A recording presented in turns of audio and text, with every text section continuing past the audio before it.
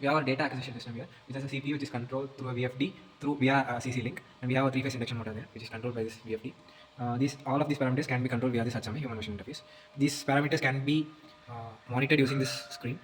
Here I am changing the value from 0 to high, just running at low speed. We can monitor the frequency, current, voltage, and the RPM of the motor. I'm changing it to high speed. The values can be changed to 50 Hz, 0.3 amps, and the voltage is around 190.9 volt, and the RPM is 1500. We can see the motor spinning there. And all these parameters are just like what we get from the VFD, 0.3, around 199 volt, and 50 Hz. And here is the data transmission part by our ESP32 through this Ethernet module by Modbus protocol directly from the FX5 CPU. And it can be read in this serial monitor. This data is directly being pushed to InfluxDB via MQTT protocol. We have our IntelliGuard website here, and here all this data flow is mentioned. As you can see, the sensors which connects to PLC, and the data from the PLC is sent to the ESP32 via Modbus, and this data is then connected to InfluxDB via MQTT.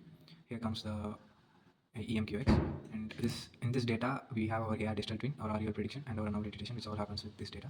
And we have our PP detection models here, which helps us to protect the people from getting hurt in industrial environments. Yes. So here we can see the frequency of the motor's voltage, current, and RPM of the motor, which is sent from our ESP to InfluxDB. And we have our PLC here, which is a FX5. And this is the ESP which shows the status of the connection and the anomaly detection model.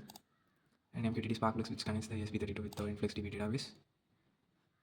And we have our AR digital twin model here, which is working based on the data which is sent from ESP32. We can run our AI model here, which tells us if some anomaly is detected by our ESP32, then it can send the data right to this motor. So we can differentiate that area by colors like this, green and red, without getting touched into the motor. Yes. We have our REL prediction models here, which tells us about the remaining useful life of our model.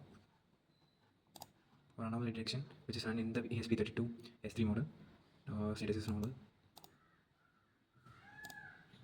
and our PP detection module, which uses OpenCV to detect and prevent accidents in industries. This is the Influx database, where we have a bucket named PLC data. All the data that have been pushed from our FX5 PLC is stored in this PLC data bucket, and it is connected from the PLC by EMQX. As we have seen here, it shows connected. So it helps us to connect this by Sparkplug MQTT protocol, which is FFI IIoT, Industrial Internet of Things. And all this data that has been stored here, the historical predictions and all those AI models will run in this data. And this is our ESP S3 DevKit C module.